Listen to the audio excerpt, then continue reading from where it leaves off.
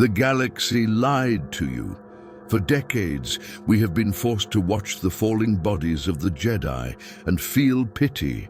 We see the smoke, we hear the screams, and we call it the ultimate betrayal. But your eyes are deceiving you. What looks like murder to a single cell is salvation for the whole body. Forget the politics, forget the Sith. Order 66 was not an act of evil, it was a biological necessity.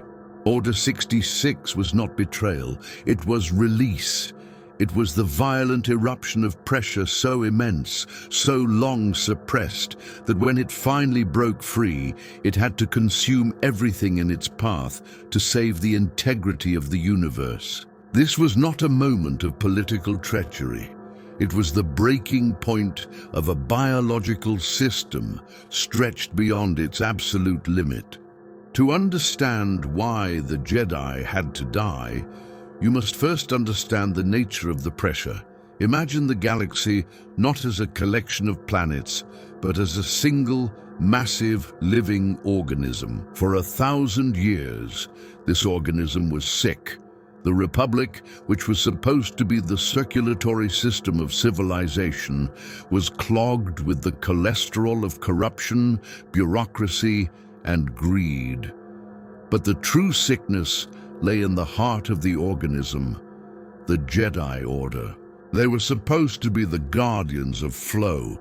They were supposed to listen to the will of the Force and allow life to move. Instead, they became a dam. They built a massive dogmatic wall against the dark side, believing that by blocking half of existence, they were creating peace. But you cannot block a river forever.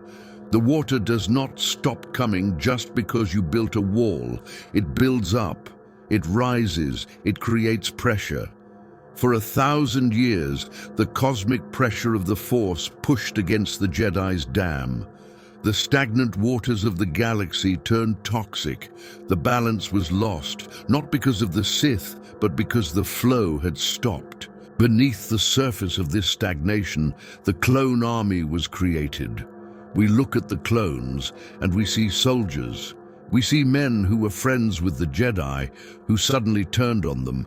We call it a chip in their brains, a tool of slavery. But look deeper.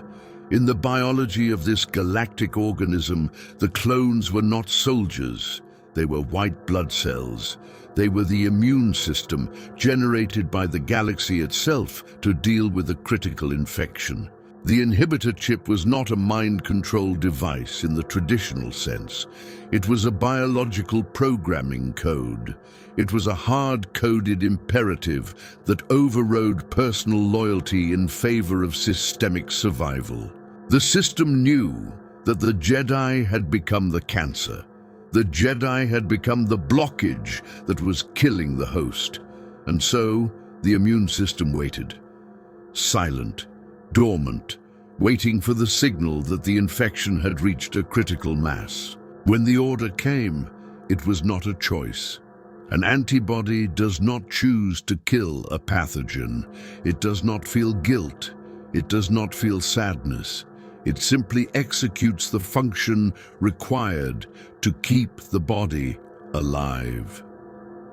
The clones turned on the Jedi not because they hated them, but because the biological imperative of the Force demanded that the blockage be removed. The dam had to break. The violence of that night was not the violence of murder, it was the violence of a fever. When a human body fights a deadly virus, it raises its temperature, it burns, it destroys healthy cells alongside the sick ones. It is chaotic, painful, and destructive. But the fever is not the disease. The fever is the cure. Order 66 was the galactic fever.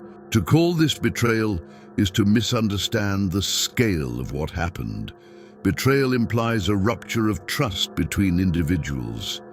Anakin Skywalker did not betray Obi-Wan Kenobi. The clones did not betray their generals. This was a rupture of reality itself. The Force does not care about your friendships. It does not care about your moral high ground. It cares about flow. And when the flow is blocked for a millennium, the release of that blockage will always look like a catastrophe to those standing in the way. Think of a forest fire. To the trees that burn, the fire is an apocalypse. It is the end of their world. But to the forest as a whole, the fire is a necessary mechanism of renewal. It burns away the dead wood. It clears the brush that chokes the soil. It releases nutrients back into the earth so that something new can grow. The Jedi Order was the dead wood. It was an ancient, rotting forest that refused to die, blocking the sun from reaching the ground. Order 66 was the lightning strike that started the fire. The destruction of the Jedi Temple was the clearing of the canopy. And what rose from the ashes? The Empire. We see the Empire as evil, we see it as tyranny. But in the context of the surgery, the Empire was the cast placed upon a broken bone. The galaxy had just undergone a massive traumatic medical procedure. It needed structure. It needed rigidity. It needed the iron grip of order to hold the pieces together while the healing process began. Anakin Skywalker, as Darth Vader, became the surgeon who kept the wound cauterized. He was not a villain reveling in chaos. He was the instrument of this enforced order. He hunted down the remnants of the infection, ensuring that the stagnation could not take root again. He was the guardian of the scar. The lesson of Order 66 is not about the treachery of clones or the manipulation of Palpatine. It is a lesson about the cost of resistance. The Jedi resisted change. They resisted emotion. They resisted the natural balance of light and dark. And because they resisted, the Force pushed back. If you hold your breath, eventually your body will force you to exhale. It will spasm, it will convulse, but it will force the air out. Order 66 was the galaxy finally exhaling after holding its breath for 1,000 years. It was the sound of the dam breaking. It was the sound of the ice shattering. So do not mourn the fall of the Jedi as a crime. Mourn it as an inevitability. Mourn the arrogance that made it necessary. But recognize it for what it was. It was not the end of the light. It was the release of the pressure. And without that release, the galaxy would have died a slow, frozen death in the grip of a peace that was never real. The Chosen One did not bring a blessing. He brought the fire. And the fire, in its own terrible way, is the purest form of cleansing.